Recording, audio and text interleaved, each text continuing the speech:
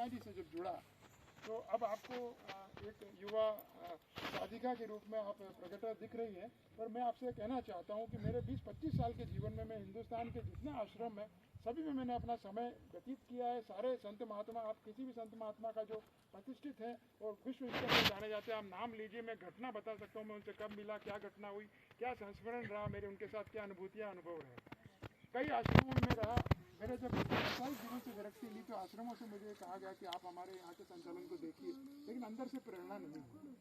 शिव प्रतिमा जी से मैं जब जुड़ा तो साधारण स्वरूप में जिस प्रकार से प्रतीत होती है ये इसी प्रकार से प्रतीत होंगी, लेकिन आने वाले वर्षों में आप इनके कई रूप देखेंगे जो मैंने पिछले 10 वर्षों में इनके स्वरूप को देखा और जाना है।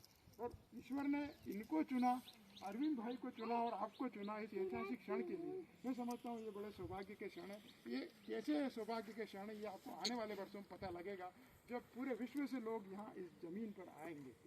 ये भावना मैं कर रहा हूँ और मैं समझ रहा हूँ, क्योंकि मेरे लाफ्टर क्लब से वर्ल्ड के हर कंट्री से लोग जुड़े हुए हैं और हास्य के जरिए वो लोग जुड़े हैं, लेकिन सच्चे धर्म की पहचान उनको जब इस शिव शक्ति योग केंद्र के माध्यम से आपकी इस जमीन से जब होगी तो यहाँ पर आपको देखेंगे कि यहाँ पे विदेशियों का तांता लगेगा।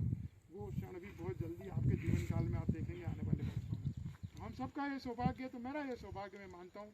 शिव प्रतिमा जी से जब मैं जुड़ा तो ये साधारण स्वरूप में नज़र आती है, लेकिन ये योग के अंदर एक ऐसी विभूति है।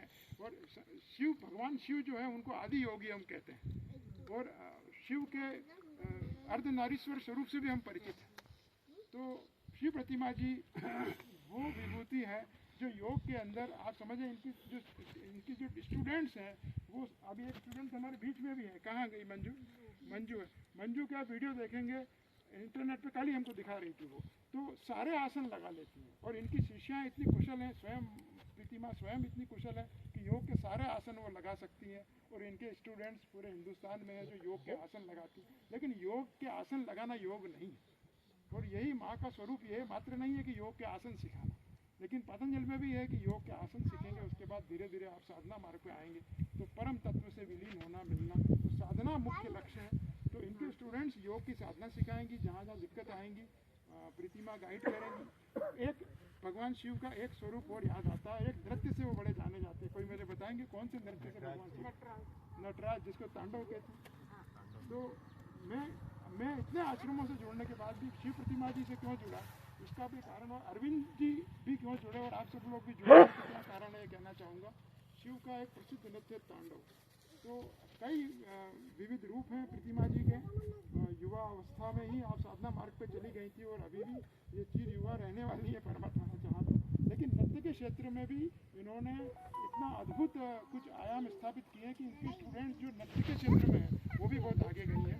लेकिन इन्होंने नृत्य को नहीं चुना, इन्होंने योग को नहीं चुना, बस उनको माध्यम बनाया। अब इनके बाल रूप को भी मैंने देखा है, इनके बालिका रूप को मैंने देखा है, और मैं आपसे कहना चाहता हूँ दिल से कि इनके रौद्र रूप को भी मैंने देखा है कई मौक़ों पर।